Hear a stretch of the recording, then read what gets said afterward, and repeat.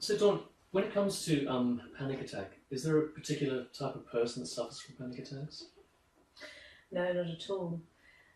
Absolutely anybody can suffer from panic attacks, from young teenagers right the way through to the elderly, through to people from all walks of life, all different financial status, success, fame. Anyone can suffer from panic attacks.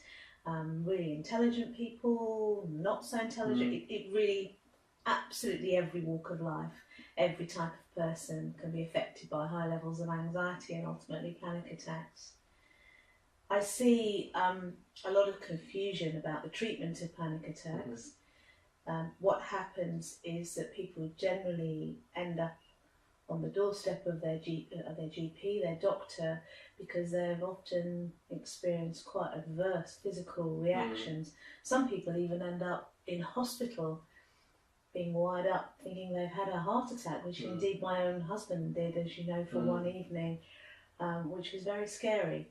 So they then are told by their GP, you've been checked over, everything's okay, it's just anxiety. Well, they hear that, it's just anxiety. Well, then how am I going to get rid of this thing called anxiety that creates panic attacks? So often they're offered antidepressants or anti-anxiety drugs.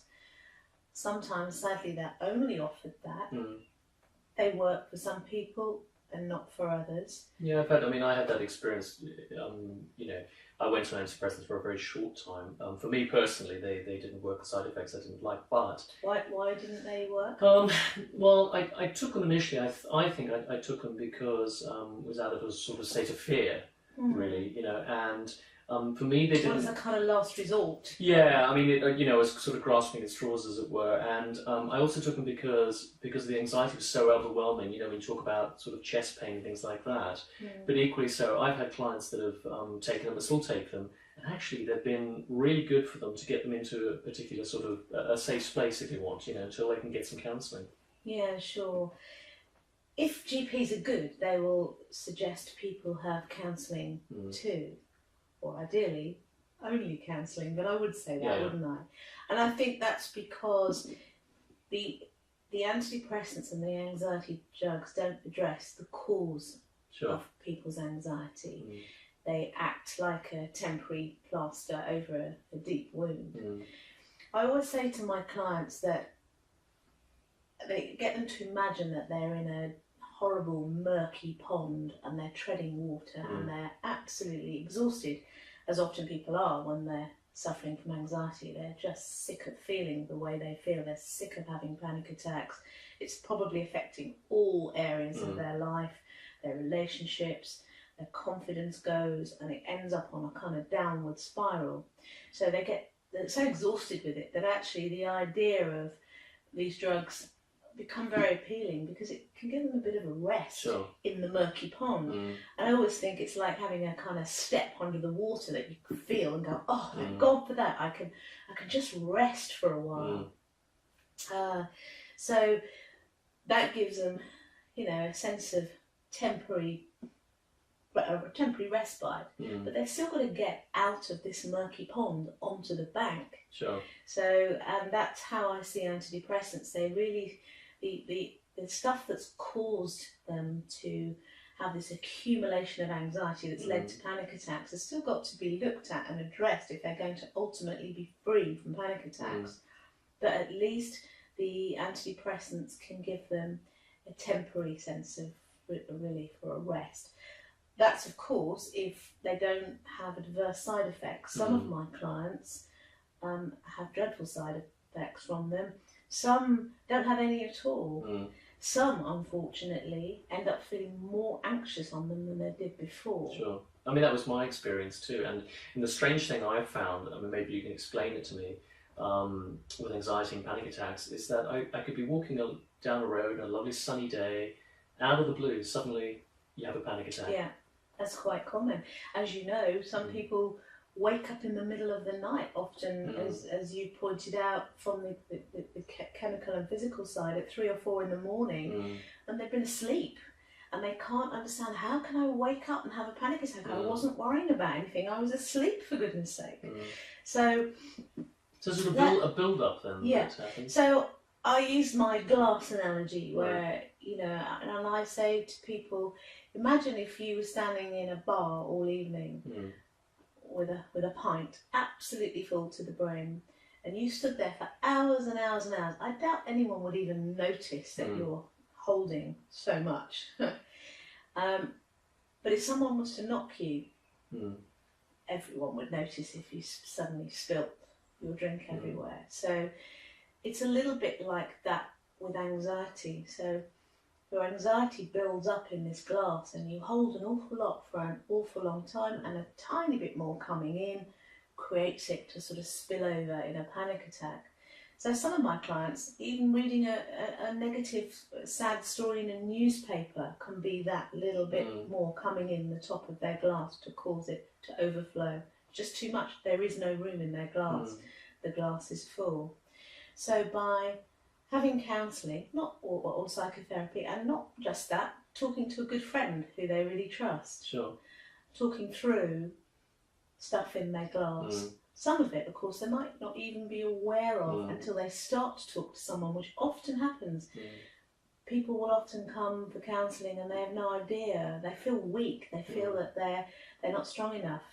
And then when I start to unravel and look at what's in their glass, it always almost amuses me that how have you not realised how much you had to deal with in your life? You've got all this. How can you forget all that? Well, it's true. I mean, what also I've noticed, I have some amazing friends that I talk to who are fantastic. But what I found for me personally was different about counselling was because they're trained and it's an incredible skill they've got. They were able to get out of me things that necessarily I didn't even know were there. And that's why I think the difference between it's great to have good friends. But presumably they were there. Absolutely. I didn't recognise them, and that's what was so fantastic about it too. So basically, I suppose this also brings me on to what actually is going on with the panic attack. Is it fear? Is it what actually is it? Yeah, it's not a great word, fear, is it? I think it's not easy to admit when we're fearful. It's a very strong word, and I think particularly for men, it's not a very socially it's not acceptable saying. No.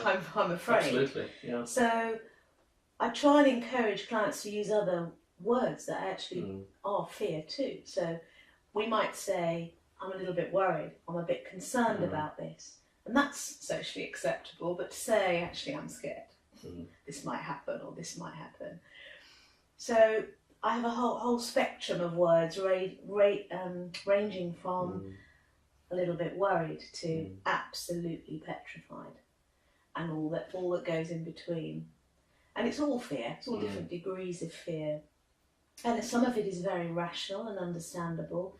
Some of it isn't. Some of it can take quite a lot of talking to go, wow, gosh, I've never realised how much that affected me in my life. I think it's right. I mean, I remember once giving a talk to quite a well-known corporate company, and I remember afterwards I got all these emails from men who wanted to talk to me about things, but they dare not say it in front of the other men or the colleagues, especially in the positions they were, because they thought they were going to be lose their jobs. It was that fearful for them, actually using the word stress or fear in that environment. Yeah.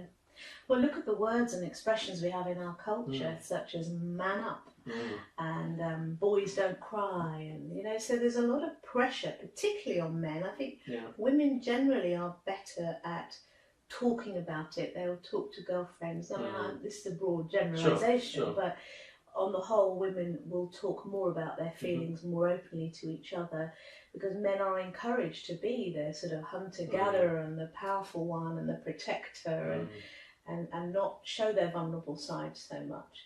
So I tend to get more men as a result coming for counselling about anxiety than women actually on the whole. But it's true. I mean, I've seen it even on the physical side, the chemical side too. It's exactly the same thing. I'll even have men who come to me for treatment, but they've come to me because their wives have sent them, not because they've come on their own. So how did you feel when you suffered from your panic attacks as a man? Oh, I mean, you feel that you've somehow failed. You're somehow a failure. the question you often ask when you have a panic attack is why? When will it end? When will it end? Yeah. Because you're very masculine, solution-based. Do you know what I mean? And that's hence why I took antidepressants, because I just wanted a quick fix. Yeah. But what was interesting was that when I realised that there were patterns in my life I was repeating, or things I wasn't addressing, my big thing for me was boundaries. I didn't really have any boundaries, and it made me wonder in relation to that as well. For example, do you find that it tends to be weaker people that have panic attacks? No, you see, it's the exact opposite.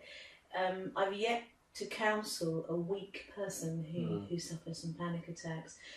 It tends to be the exact opposite. People that get to the point of suffering from panic attacks tend to be the ones who've dealt and coped with so much in their life, and they've coped with the most for the longest amount of time, only they don't realise, they don't give themselves credit for what they've actually had to deal with. And that could be anything, you know, and from childhood right the way throughout their life.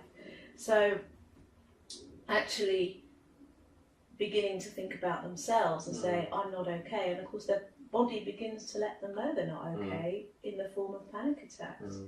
So they tend to be the copers. People that suffer from panic attacks tend to be the people who cope the best. And they'll always be the people that say, oh no, I'm fine, I'm okay.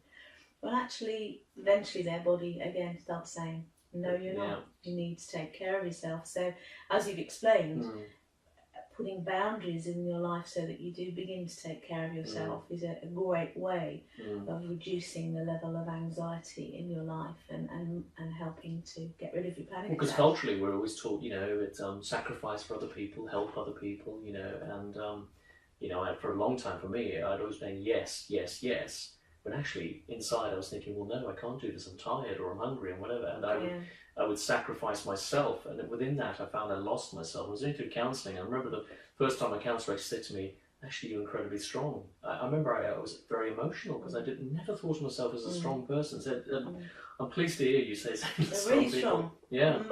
People that suffer from panic attacks are far stronger than they ever realise. For me personally, I mean, I know you're a counsellor and you're also a friend of mine, but I really came to understand the importance of counselling, and I really came to understand that it's one of the three things, and together it's absolutely a powerful tool to really on the road to recovery. Yeah. I mean, people don't always need to use a counsellor. Sure. They could have a very good friend. Yeah. So, but but I think sometimes somebody who they don't know, you don't have to look out for the feelings or consider how people react to what you're saying. You can just say it, have the space just to say it. Yeah. Yes, it's good. I'm glad that you had a good experience. Yeah, no, it was fantastic, and I recommend it to anybody. So, I want to ask you a question about anxiety, if I may. I've had clients come to me with anxiety, and as you know, because I've referred them on to you as well, and with but a lot of them actually say to me, "What is anxiety?" So, what is it? Yeah, exactly what it is. Yeah.